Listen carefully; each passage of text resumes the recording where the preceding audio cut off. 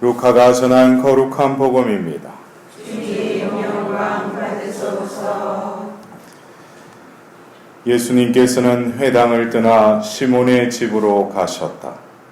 그때에 시몬의 장모가 심한 열에 시달리고 있어서 사람들이 그를 위해 예수님께 청하였다. 예수님께서 그 부인에게 가까이 가시어 열을 꾸짖으시니 열이 가셨다.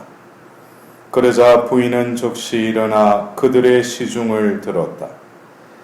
해질 무렵에 사람들이 갖가지 질병을 앓는 이들을 있는 대로 모두 예수님께 데리고 왔다. 예수님께서는 한 사람 한 사람에게 손을 얹어 쥐어 그들을 고쳐 주셨다. 마귀들도 많은 사람에게서 나가며 당신은 하느님의 아드님이십니다 하고 소리 질렀다. 그러나 예수님께서는 꾸짖으시며 그들이 말하는 것을 용납하지 않으셨다. 당신이 그리스도임을 그들이 알고 있었기 때문이다. 날이 새자 예수님께서는 밖으로 나가시어 외딴 곳으로 가셨다. 군중은 예수님을 찾아다니다가 그분께서 계시는 곳까지 가서 자기들을 떠나지 말아 주십사고 붙들었다. 그러나 예수님께서는 그들에게 말씀하셨다. 나는 하느님 나라의 기쁜 소식을 다른 고을에도 전해야 한다. 사실 나는 그 일을 하도록 파견된 것이다. 그러고 나서 예수님께서는 유다의 여러 회당에서 복음을 선포하셨다. 주님의 말씀입니다. 그리스도님 찬양합니다.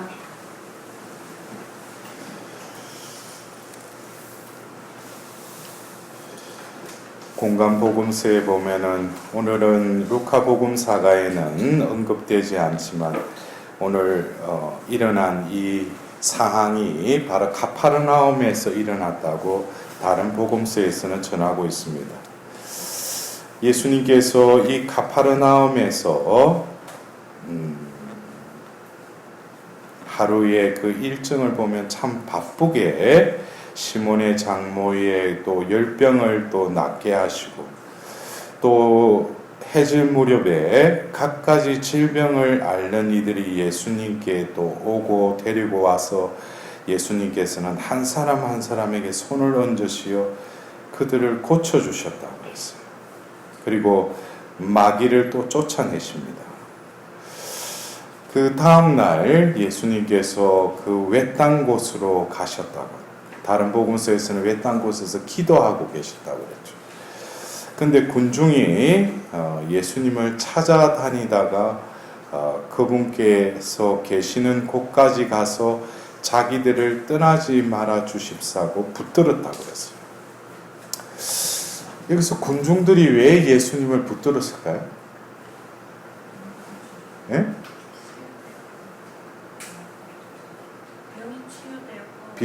병이 치유되고, 예.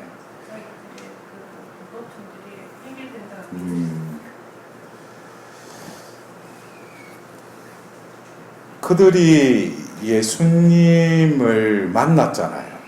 어떤 존재론적으로 보면은 예수님을 분명히 만났고 예수님으로부터 은총의 힘이 전달이 됐는데 그들은 자기들에게 일어난 어떤 현상들, 치유받거나 어떤 여러 가지 현상들에 마음이 가 있었다는 거예요. 예수님을 만났다는 그 사실보다도 그들이 고통받고 또 그들이 필요한 것을 이 사람이 어떤 신통하게 우리를 낫게 하고 어떤 기적을 베푸셨다는 거예요. 그래서 자기들을 떠나지 말아달라는 거예요. 이것은 진정으로 예수님을 만난 게 아니죠. 우리들도 교회 안에서 보면은 한간에 보면은 어떤 자신이 원하는 것을 해결하기 위해서 겉으로는 예수님을 찾아 나서지만은 예수님을 만나기 위해서라기보다는 그 존재 대 존재의 그 만남을 이루기보다는 자기 원하는 걸 이루기 위해서 예수님을 붙잡는다는 거죠. 어떻게 보면 지극히 자기 중심적이라는 거예요. 예수님으로부터 그 기적의 힘, 또 은총이 그분으로부터 흘러나오는 그 존재 자체, 우리는 예수님을 만나기 위해서 예수님께로 나아가야죠. 어찌 보면은 제사 음식에 더 마음이 가 있듯이 우리는 진정으로 이 군중과 같이 예수님께 나아오는 데 있어서 진정으로 예수님을 만나는 그 자체가 나의 예수님께 나온 목적인 뿐만 아니라 예수님을 만났다는 그 자체로 다른 것은 뭐겠습니까? 불필요한 것이죠. 왜? 그분이 바로 구세주이시니까. 그러나 우리는 자신에게 필요한 것을 구하기 위해서, 청하기 위해서 예수님께 나아갑니다. 그런 부분은 진정한 예수님을 만난 게 아니죠. 예수님 앞에 와 있어도 진정으로 예수님을 만난 것은 아닙니다.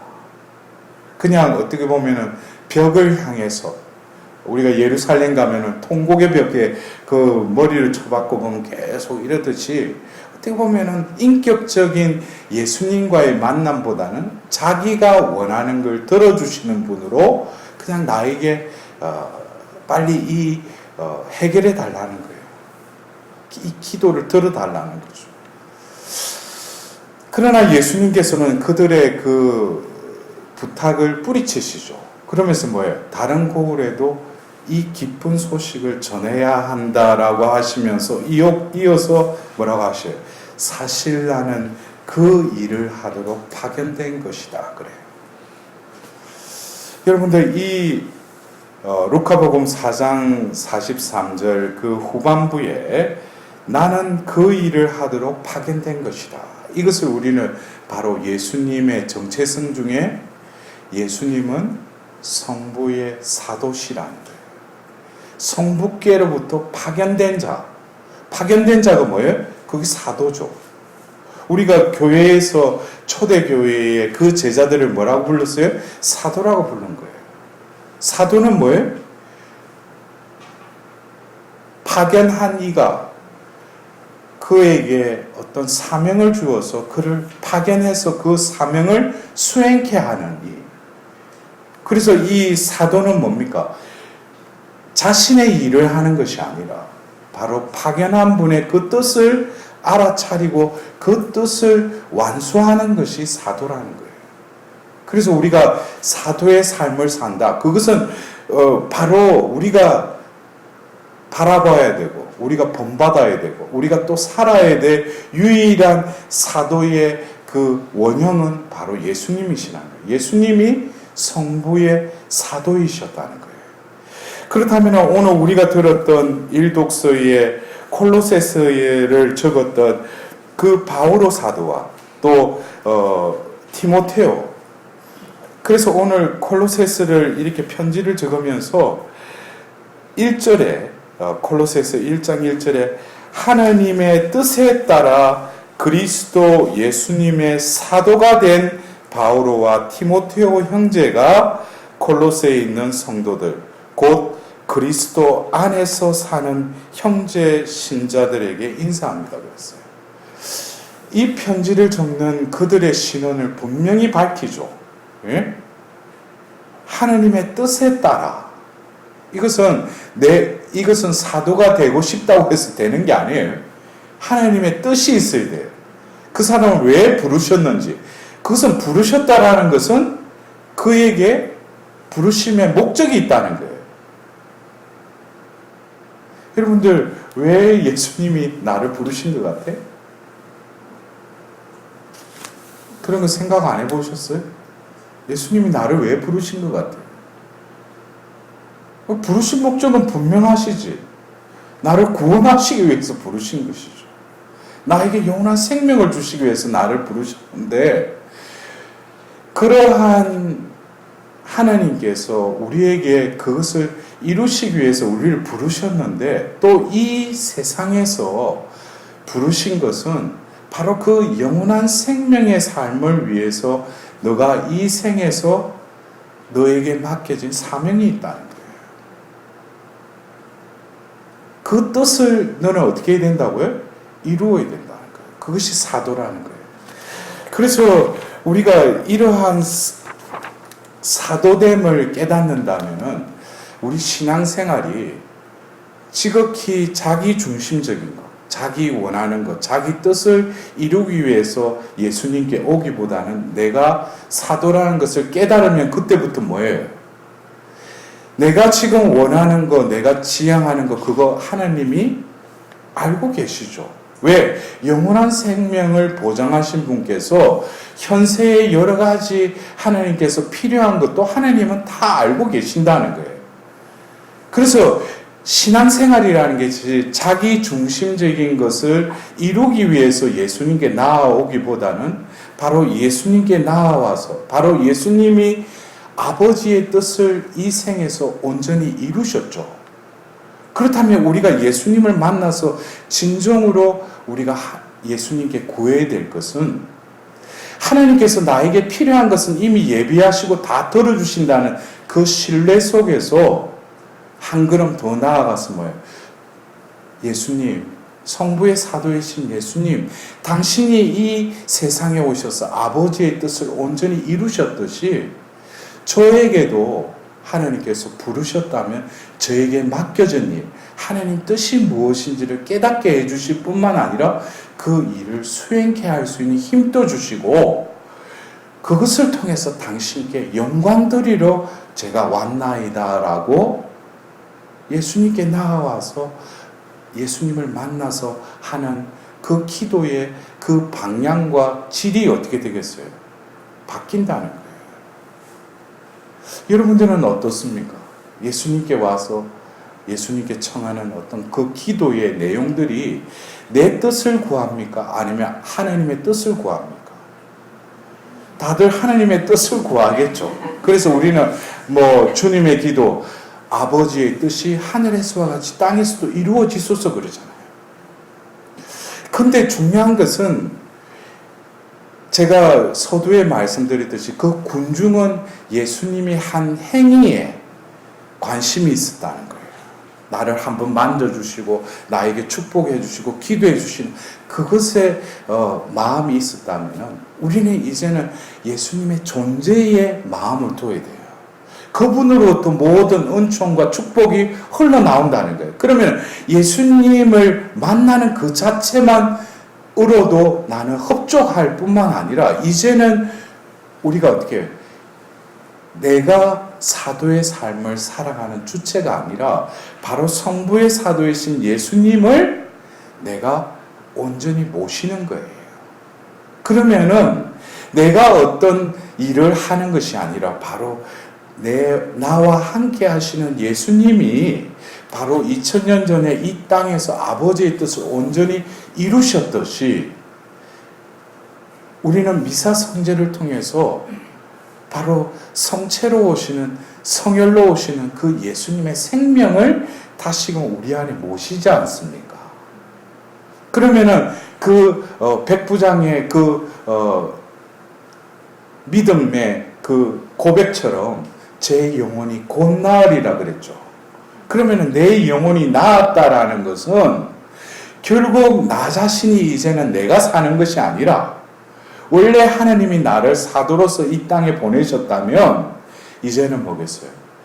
내 안에 오신 예수님이 몸소 나를 대신해서 아버지의 뜻을 이루도록 이끌어 가주신다는 거예요. 그래서 우리가 여러분들이 영성체를 하고 나서 여러 가지 기도를 바쳐요. 미사 전에도 주님 이거 아시죠? 이 취향. 그리고 또 영성체하고 나서도 주님 이거 또 재확인을 하는 거예요. 하나님한테. 근데 그것은 잘못됐다는 게 아니라 아직까지 뭐예요? 자기 위주의 신앙생활을 하는 것이죠. 여러분들 오상에 비오신 분님의 영성체험 후에 그 기도문 7번에 걸쳐서 여러 가지 기도를 바치시는데 먼저 뭐라고 해요? 예수님 제 안에 머물러 오십시오. 그래요. 제 안에 머물러 달라는 거예요. 예수님이 내 안에 머무시면은 다른 것은 뭐예요? 다 해결된다는 거예요. 주님 내 이걸 좀 들어달라는 것이 아니라 예수님이 내 안에 머무시는 그 자체로 뭐예요?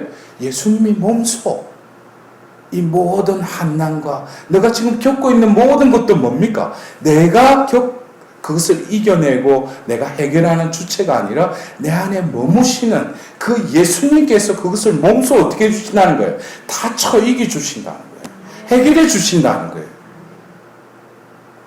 우리가 이러한 엄청난 것을 이 성체 성사를 통해서 이루시는 거예요. 그러나 우리는 뭡니까? 존재적으로 예수님을 모시고 또 그 예수님이 나와 일치되어서 성부의 사도이신 예수님이 나와 함께 하신다면 나는 뭐겠어요? 사도의 삶을 살아가지 않을 수가 없다는 거예요. 우리가 매번 미사에 참여해서 예수님을 모시고 파견되어서 가서 복음을 전합시다 할 때 밖으로 나갈 때는 내 존재가 바뀌어버린 거예요. 내가 마지막 미사를 하고 나서 또 나로 살아갔다는 거예요. 그런데 또 이 미사 성제에 하나님께서 나를 초대하셔서 이 미사 성제를 또 은총을 받고 또 성체를 모시고 나서 다시금 나의 존재가 어떻게 돼요? 회복되는 것이죠. 그리고 다시금 파견했을 때 이제는 이번에 이 마지막 미사를 통해서 다시금 내 존재 매김을 사도로 회복시킨 하나님의 그 파견에 의해서 이제는 내가 나갔을 때 내가 살아가는 것이 아니라 뭐겠어요? 내 안에 예수님께서 사신다는 거예요. 그것이 바로 예수님의 증인으로서 삶을 살아가는 거죠. 그래서 오늘 우리는 콜로새서 서문을 통해서 바오로 사도가 그 콜로새 그 공동체의 한 사람을 또 이렇게 칭찬합니다. 우리가 사랑하는 동료 종 에파프라스에게 배웠습니다. 그는 여러분을 위하여 일하는 그리스도의 충실한 일꾼이며 성령 안에서 이루어지는 여러분의 사랑을 우리에게 알려준 사람입니다. 바오로 사도가 칭찬을 하고 있어요. 칭찬하는 게 그 사람이 한 일을 보고보다도 뭐예요? 이 사람은 성령 안에 이루어지는 여러분의 사랑, 성령 안에 하나 되어서 성령 안에 그 사랑을 실천하는 그 사랑을 우리에게 알려주셨다는 거예요. 여러분들, 우리가 살아가면서 저도 이 루카복음 4장 43절에 그 마지막 기절에 나는 그 일을 하도록 파견된 것이다. 이것이 지금 세 번역에는 이래 나와 있지만 그 전에 제가 서품 받을 때는 공동번역밖에 없었기 때문에 거기에는 뭐냐면 나는 이 일을 하러 왔다. 이렇게 번역이 되어 있어요. 그래서 저는 하고 많은 성경 구절 중에 그 기절을 이 기절, 이 루카복음서가 아니라 바로 마르코복음 1장 38절에 똑같은 그 상황에 나는 이 일을 하러 왔다. 그 기절을 제 서품 선고로 정했어요. 근데 저는 나를 생각하기보다는 일의 마음이가 있어. 그래서 하나님이 이 사제직을 통해서 나에게 어떤 일을 맡기시지 않을까.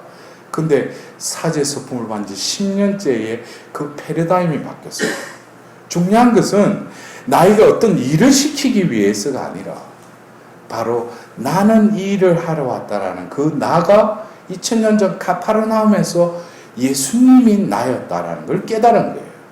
그러면은 나의 사제로서의 삶 역시 인간 김태강이가 무슨 사제로 했으니까 그를 통해서 뭐 일을 하시는 게 아니라 바로 2000년 전 나라는 그 존재가 내 안에 머물러 계시면은 그분이 나를 통해서 필요한 일을 나를 통해서 하실 분이라는 거예요. 나는 늘 어떻게 나가 아니라 바로 2000년 전 나로 다시금 돌아가서 그분을 모시고 어느 순간 시공간 속에서도 뭐예요? 내가 존재하는 것이 아니라 바로 예수님이란 그 나가 내 안에 머무르고 그 존재가 존재할 때 바로 이 순간에도 나를 통해서가 아니라 바로 내 안에 계시는 참나인 예수님이 나를 통해서 일하신다. 그것이 바로 사도입니다. 여러분들이 사도의 삶을 살아야 되겠다. 그것 자체가 아직까지 뭐예요? 사도로 들어가지 못한 거예요.